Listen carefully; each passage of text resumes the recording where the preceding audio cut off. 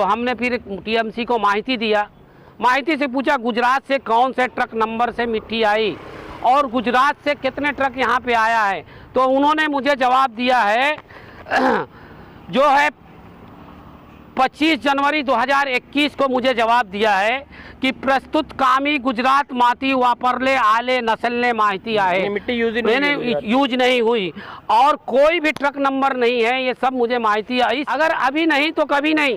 अगर इलेक्शन के टाइम वहाँ डामरीकरण हुआ तो उसके लिए तो फिर पीआई तो मैं दाखिल ही कर रहा हूँ। तुम्हारी पूरी सच्चाई जनता के सामने और कोर्ट से पूरा लाऊंगा, तुम्हारे को घर में बैठाऊंगा। ये मेरा वादा रहा और मुझे लोग जानते भी हैं। अगर मैं पीछे लगा तो वो काम ज़रूर करूँगा।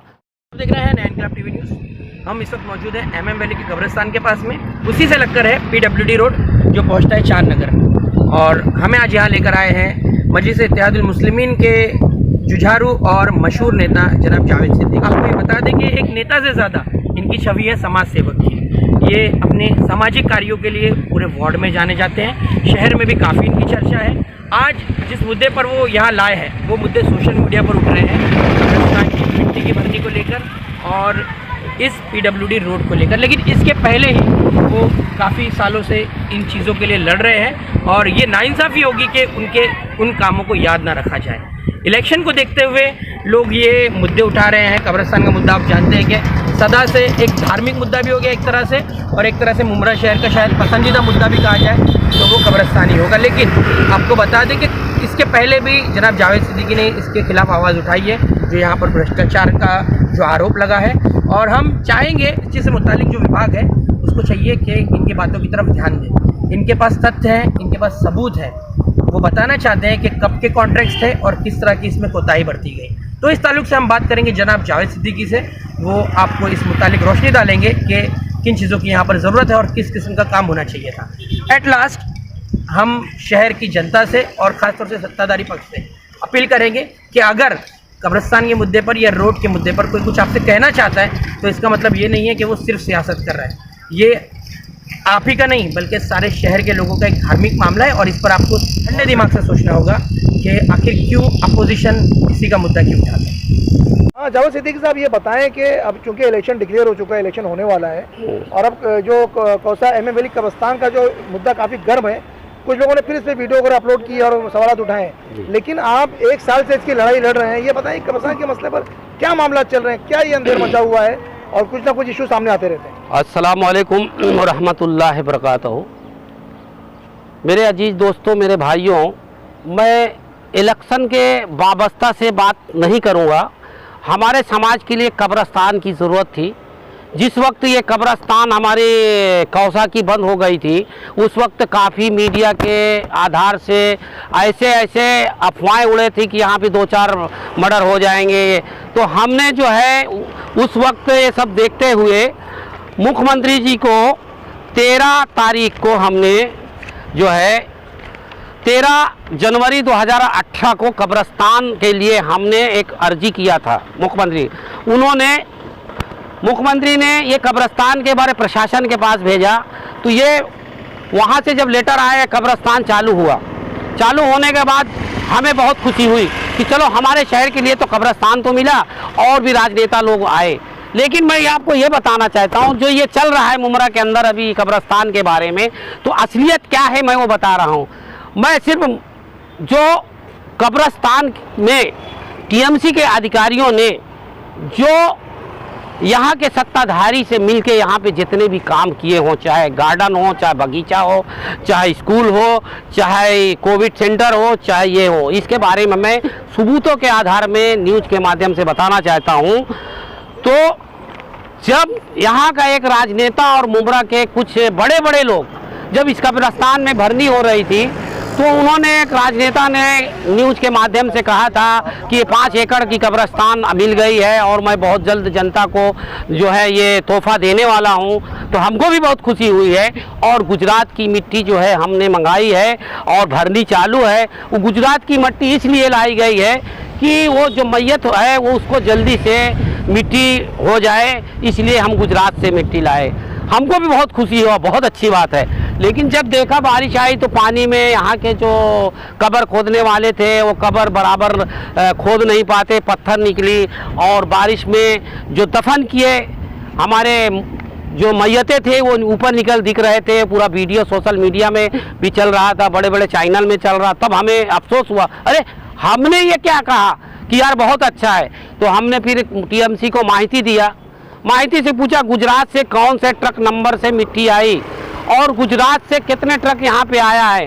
तो उन्होंने मुझे जवाब दिया है जो है 25 जनवरी 2021 को मुझे जवाब दिया है कि प्रस्तुत कामी गुजरात माती वापरले आले नस्लने माहिती आए, मिट्टी यूज नहीं हुई और कोई भी ट्रक नंबर नहीं है। ये सब मुझे माहिती है। इसकी लागत जो है शायद 9 करोड़ 51,71,762 रुपया और 65 पैसा ये मुझे म्यूनसिपालिटी के आधार से मिला। तो इस आधार से मैंने 1 साल पहले लोगों जागरूक किया कि मुमरा के जो टीएमसी के अधिकारी हैं मुमरा शहर में सत्ताधारी से मिलके कब्रिस्तान को भी नहीं छोड़ा। अब मेरे पास सबूत आ गया है। मैं इलेक्शन के बारे में नहीं, मैं समाज के साथ जो गलत हुआ है उसके लिए इंशाअल्लाह मैं इस वीडियो के साथ में और ये माहिती के अधिकार के साथ में मैं महाराष्ट्र शासन को लेटर दूंगा और इसके लिए मैं पीआईएल दाखिल करूंगा कि जनता के साथ बहुत बड़ा धोखा हुआ।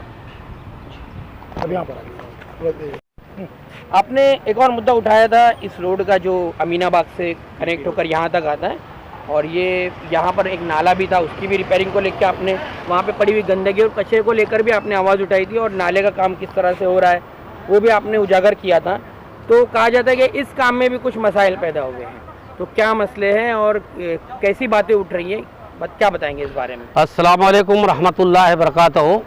मैं आज यहाँ पे जो स्पॉट में खड़ा हूँ इसलिए कि आपके न्यूज़ के चैनल के माध्यम से कुछ लोगों ने कहा तुम्हारे आवाज़ उठाने से क्या फ़ायदा जनता का होगा।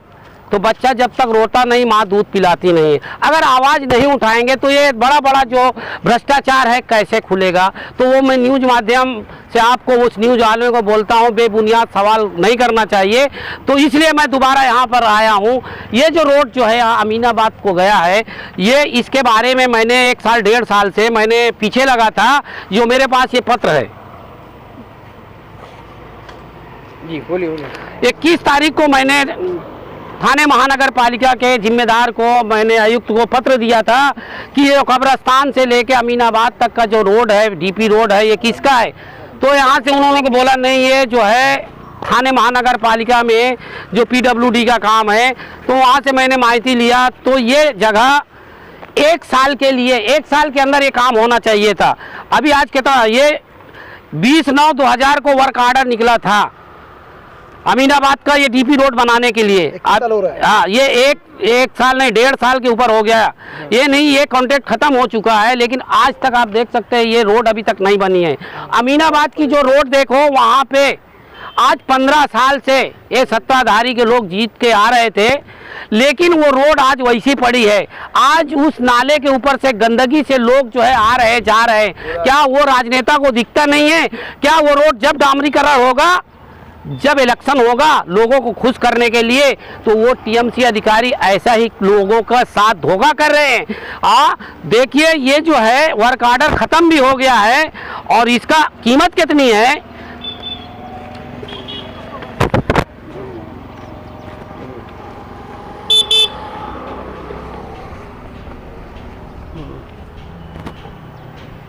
जी, इसकी कीमत जो है देखो, कंस्ट्रक्शन आप 30 meter wide DP road at Kausa कब्रिस्तान, यानी ये जो हम जहाँ पे खड़े हैं ये सीधा कौसा कब्रिस्तान तक निकला। इसकी माहिती है 5,85,98,039 रुपीज़ है। लेकिन ये 1 साल का कॉन्ट्रैक्ट दिया गया था, अब उन्होंने ऐसा ये छोड़ के रख दिया, पूरा बारिश निकल गया। तो ये थाने महानगर पालिका के यहाँ सार्वजनिक बांधकाम के लोग मिली भगत से ये काम को रोक के रखा गया है। और ये इसमें टेक्निकल बात करके इसको लोगों को समझा देते कि कोविड था, आदमी नहीं है। तो जब आदमी नहीं है और कोविड है तो तुमने जो है अचानक गार्डन बनाया गया, आप मुमरा में एक उद्घाटन हुआ, वो तुम्हारे लिए है, लेकिन ये जहाँ पे जनता आ रही है जा रही है कब्रस्तान के पास से, इसका जो है आप जाके देख सकते हैं वहाँ पानी कितना भरा, निकलने को पूरा जगह नहीं है। तो मैं टीएमसी अधिकारी को बताना चाहता हूँ, सार्वजनिक बांधकाम अधिकारी को, कि आप जो है सत्ताधारी से मिल के जो 10 साल से मुमरा शहर को बेबुनियाद काम किया है, फेर बदल कर, वो हमारे पास सारे सबूत है। ये खाली सबूत नहीं है, तुम्हारी मुमरा के अंदर जो प्राइवेट में सब पैसा लगाया गया है, सारे माहिती है, वो सर्वे हो चुका है और इंशाल्लाह बहुत जल्द जो है एंटी करप्शन ब्यूरो में भी जाने वाला है। और एंटी करप्शन ब्यूरो में तुम्हारी इंक्वायरी जा रही, मुमरा के अंदर कौन सा फंड कहाँ लगा है। ये मत सोचे कि हम यहाँ किसी लोगों को लेके मैं इसलिए नहीं आता हूँ, मेरा काम करने का तरीका अलग है। वो हाँ हूँ हुल्ला ग्योरी है, 10 को जमा नहीं करता हूँ, मैं सबूतों के आधार में बात करता हूँ। और इंशाल्लाह अगर डिमांड क्या कर रहे हैं? मेरी डिमांड ये है कि जो आज काफ़ी दिनों से कई बार में अधिकारी बोलता है हम डामरीकरण करेंगे, वो आगे जाके बारिश की वजह से नहीं, वहाँ पानी भरा हुआ, तो मेरी आवाज़ ये चल रही है अगर अभी नहीं तो कभी नहीं।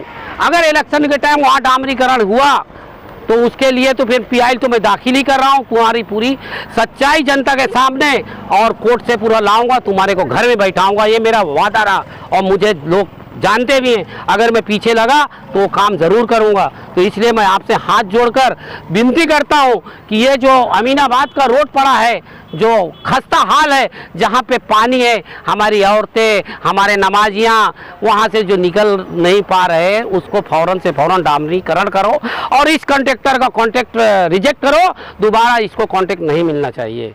अस्सलाम वालेकुम रहमतुल्लाहि व बरकातहू।